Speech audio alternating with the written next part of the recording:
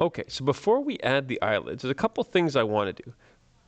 Let's also name some of this stuff. So this is the actual head, and it still says sphere. Let's just put head demo, or whatever you want to call it. Let me click now my eyeballs, and I'll call those eyes. Eyes. So I'm going to go back into my head here, and I'm going to see that the eyes seem to be too deep set. So I'm going to click the eyes, go into edit mode, go to the right here, and I'm going to just push them a bit forward, GY. So I'm seeing a bit more of the eyes in the head space. That seems to be a bit better, and then I will just go here, sculpt mode, and go back to my draw brush, 1, and just control and remove a little bit of the clay from here so I see a little bit more of the eye on that side. Kind of a small brush here. I'm really just trying to see a bit more of the eyes because it looked like I couldn't see enough of the eyes, and that's why the eyes look too small in the head. The eyes were the right size, but you couldn't see them enough. That looks a little bit better. You see, I see more of the actual whites of the eyes, what will be the whites of the eyes. So it's important that you just keep checking and make sure the eyes aren't too big or too small, like relative to the skin of the head. So now the other thing I'm going to do is I have to go back here, and I'm kind of turning it around like this and bringing this forward a bit. So I'm not making the eyes more narrow, I'm just bringing the bone, see here, pushing it forward like that. All right, now let me do my amazing trick of the eyelids. This is a very important thing. With the eyelids, you want the actual edge of the lid to be as crisp as you can get it, because the edge of the lid shouldn't be cruddy and weird looking. So in order to do that, I'm going to do my amazing trick. I'm going to duplicate the eyes. And now it says eyes. 1, I'm going to write eye form or something like that to understand that this is not the eyes. This is going to be what I'm making the eyelids from. If I go to tab and I select this, I'm actually going to move my eyes form forward. Why? Because these are going to be the lids. They should be in front of the actual eyes. And now that I'm here, I'm going to press R and X and spin it. Well, not really spin it, but rotate it. And what my goal is to get an edge loop like this one. That would be the bottom edge of the lid. So for example, if this was my model here, I'm looking for an edge loop that represents this curve. So this is a little bit too far down. So RX, something a little bit like that. And now I'm going to press R and just rotate it this way, because it is very important that the outer corner of the eyelid is slightly higher than the inner corner for most people, as I discussed in the eye video. Most people, the outer corner here, if I had to draw a horizontal line like that, you see that the outer corner is higher up than the tear duct. And that is generally how it is for most people. So I rotated it a bit so that corner would be a bit higher than this. Now let me just go to my face mode and select the edge loops that will represent my eyelid, which is going to be this, and now I will solo it, and I'll get even another one. Now I don't want the back part of it, so I'm going to go into X-ray mode, which for me is Alt-X. For most people it is Alt-Z. And I'm just going to put the selection thing on subtract. And here, instead of the square, I need to have it lasso because it's sort of in a regular position, and I'm selecting, whoops, I didn't put in the right, subtract, and I'm selecting the back part that I don't want. Get it off X-ray mode, and now this is going to be my eyelid. Shift D, escape, and now I press P, and it separates this from the rest of that eye. So I'm not ditching my eye form, I only needed it to make my eyelid. I'm going to use it again from the lower eyelid. So I just copied a piece of the eye form. Okay, let me go like that. And you see that's basically the eyelid. And because I pushed it forward before, it's ahead of the eye. I'm going to push it forward even more. I went to edit mode, GY, push it a bit like that. He looks very sleepy, but that's okay for now. And I'm going to go in a couple things I need to do. This was done all in the eye video. I'm just putting it on auto smooth. And now I'm going to add a couple of modifiers. The first one I'm going to add is solidify. Solidify modifier, if you don't know what that is, let me just bring this whole section up a little bit. It makes the shell thicker. So basically without the modifier, let's just look at this piece. It's literally a paper thin shell. And with the modifier, I can give it a thickness. Now I'm giving it way more thickness than the eyelids actually have. It's going into the eye, but that way I don't have any gap. And that's fine. For what we're doing, it's fine. Okay, and then I would also add a subdivision surface modifier. And I can put that, and I always do this in the videos, showing the difference between if I put it ahead, it's very crisp. If I put it in front of the solidify modifier, so let's look at them here. If I put the subdivision surface ahead of the solidify, it's very crisp. So that's the subdivision, very crisp, maybe a bit too crisp. If I put it after, it's a little less crisp. And I have, very importantly, shade auto smooth on. I will probably actually just put it ahead of this. I want it to be pretty crisp. And now it looks very mechanical and crisp, but it's going to be better that we do it like this and later on that we soften it. It's hard to get this crisp line, but it's very easy to blur it. All right, now that I have that, I can go into sculpt mode and put a big old brush. And now I just shape the eyelids like the way I want. So a couple things are that obviously he's like, because of the lids that are hanging down like that, it looks like the Frankenstein monster. And so I'm moving it up a little bit in the center part of the iris. Okay, and now because it's completely conformed to the eye, it's fine for here, but the two sides need to be actually pulled out this way because the eyelid then goes onto the rest of the skin. It doesn't maintain this shape. It doesn't perfectly touch the eyeball except for the middle part. On the other sides, it actually kind of overlaps onto the skin. So I'm dragging it out like that, and I'm bringing it, and ultimately I will remesh this whole thing, and this will become a part of the head.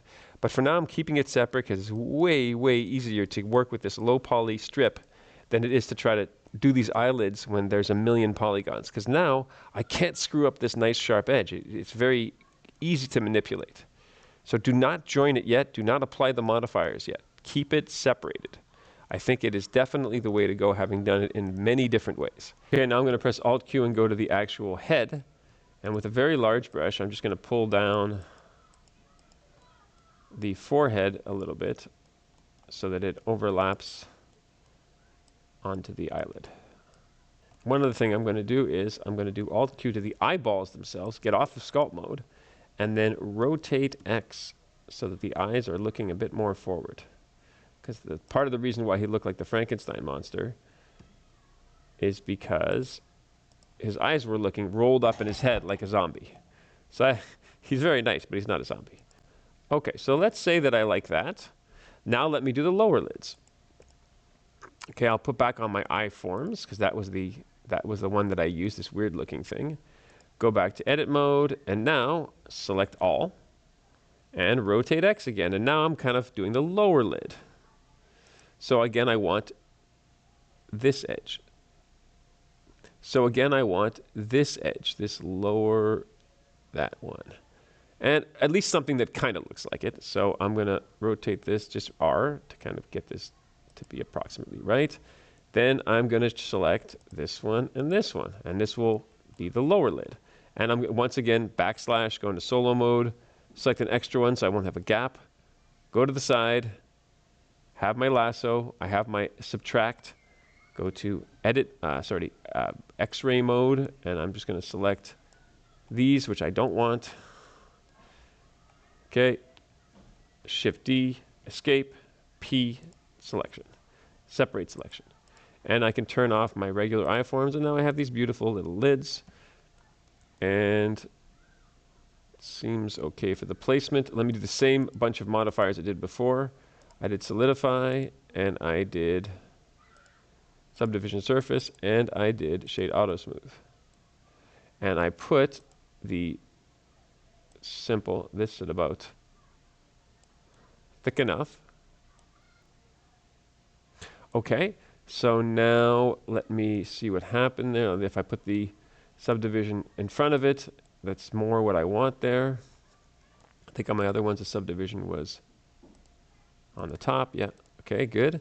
And I will actually move these slightly forward. Let me go to just edit mode, all, GY.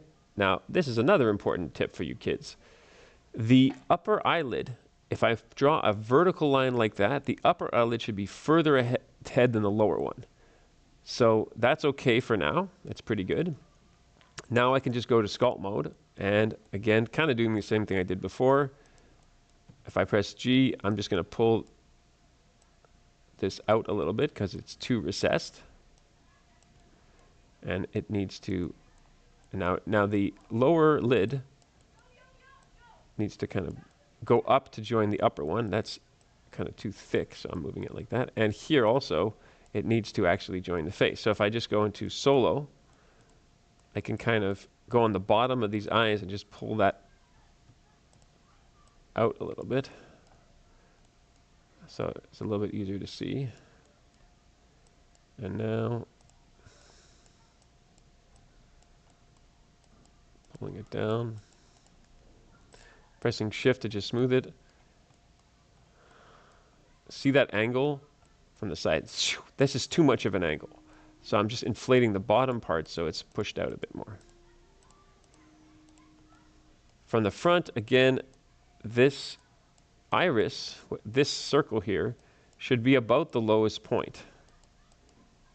So I'm just going to zoom back here.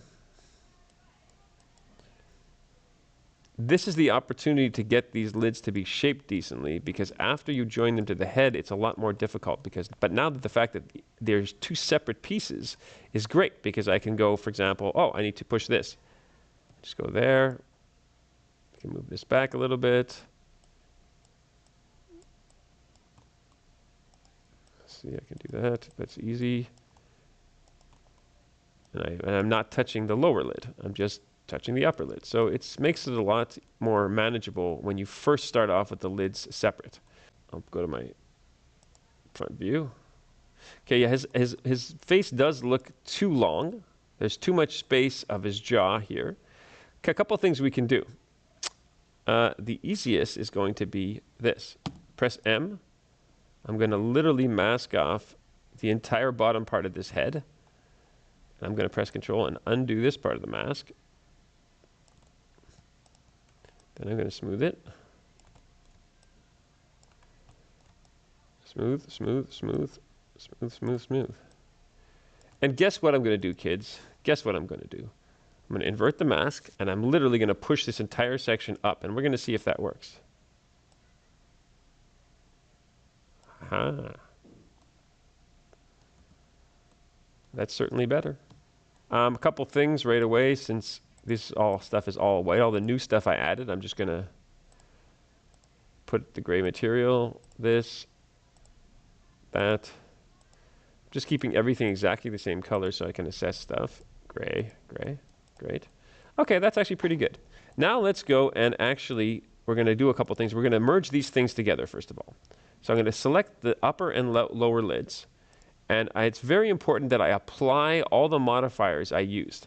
And you might have this little menu. In that case, you just press Apply All. If you don't have this little menu, you go to Object, and you do Convert Mesh. And that converts the things that you selected to a mesh without any modifiers. So it just applied the modifiers. Now that I select these two and this, I'm going to do Control J. I'm going to join all this stuff together.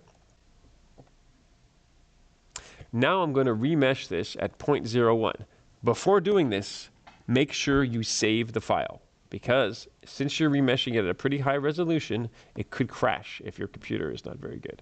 So first of all, let me just put this symmetry to X because it's got turned to Y. I'm not really sure why. And I'm going to remesh this now at 0.01. Quite high resolution, because I want to keep all of the details at this point. We started off at a low resolution and we got progressively more high. So I just press remesh, and now it's remeshed. And I'm going to go and make sure my brush is kind of a medium strength.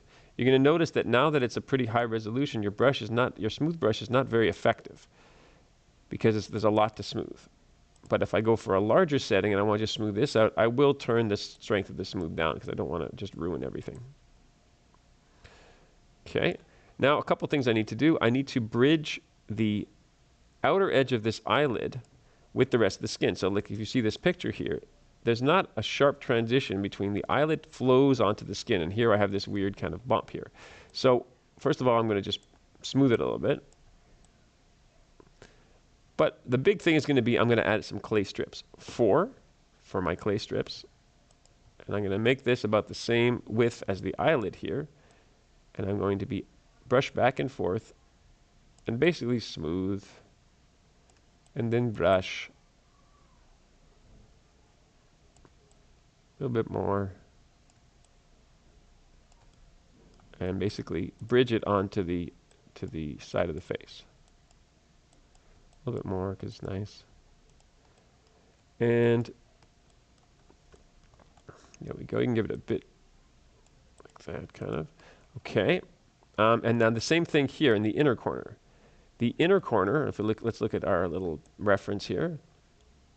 It flows into the tear duct, which is kind of a little raised piece of skin. So this isn't doing that at all. So first of all, I'm going to go in there and smooth it. And then I'm going to add some clay strips. And the clay strips work really well at the beginning. I think I need a slightly bigger brush. The clay strips work well to kind of fill a gap. If I were to have pressed inflate, it would inflate it and it would keep this crease. But the clay strips kind of fill in the crease if you're sort of careful about what you're doing. Okay, now I'm just adding some skin like this, sort of like that. It's sort of an arc. And I'm going to take the control and press it, the control feature, and I'm just going to kind of dig in a little bit this tear duct. Go back a little bit and see what it is. My tear duct is gigantic, so I was too generous. And now that I've sort of filled this in, I can go to my regular draw brush, and it's a bit more controllable, and basically carve in an area for the tear duct. Okay, now I'm going to just deepen this crease a little bit. I'm going to use the Shift C, gives me the crease polish brush.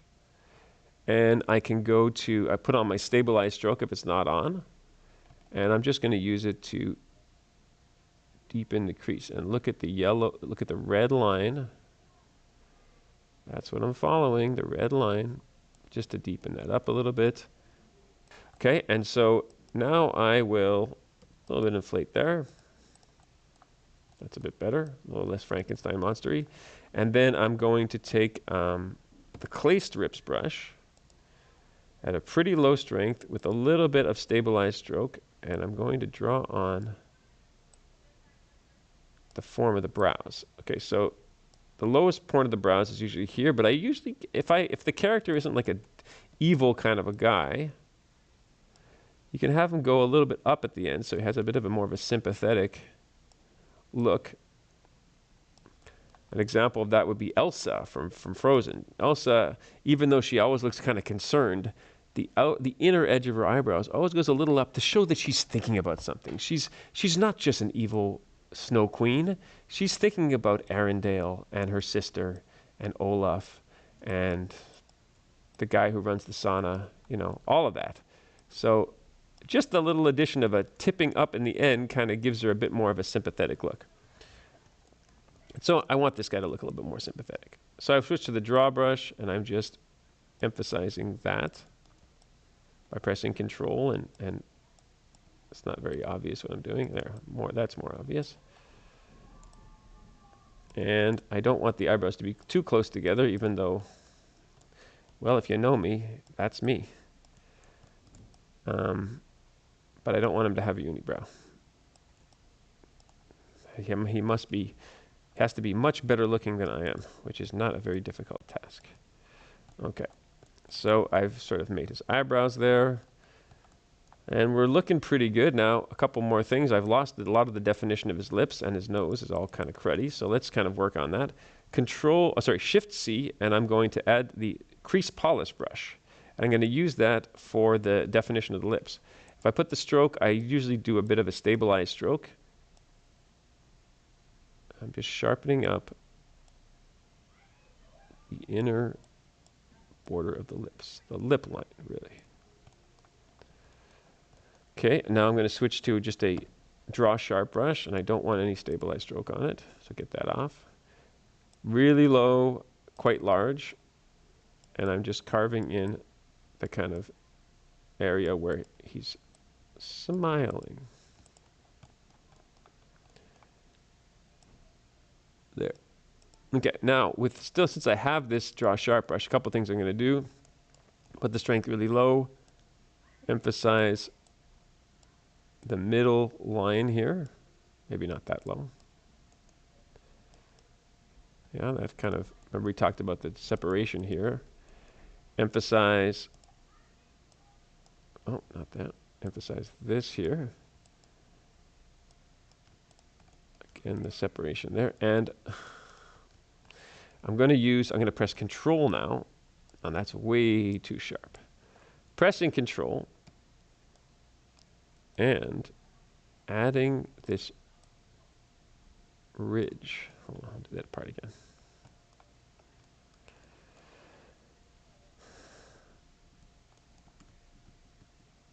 Okay. Now I'm just cleaning this up a bit. I'll go back to the nostril after. Now I'm going to go back with my flatten contrast brush. Get my polish up a bit of that plane change there.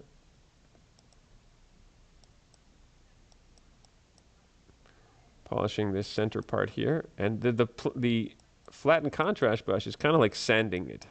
That's the way I think of it. I'm sort of taking a piece of sandpaper and sanding the planes of the sculpture so it's more crisp. See? Kind of sanding it. Getting very useful for planes. Looking at it from the side so I don't go crazy. Sanding a little bit underneath there. And see, it really helps to make the lips like a nice sort of sharp area. Okay. Okay. And now I can go back to my inflate brush. Press Control. Whoa, way too strong, way too strong. And I'm just trying to kind of go under this lower lip area, so I'm just kind of emphasizing the structure of the lower lip. I'll go back now and kind of define. Now that I have more resolution, I can really get these nostrils to be sharp. Pressing Control and draw, giving a bit more strength. And just cleaning up this nostril shape. At this point, it would be useful to look at your own nostrils or the 3D model and just see the actual shapes of how nostrils are.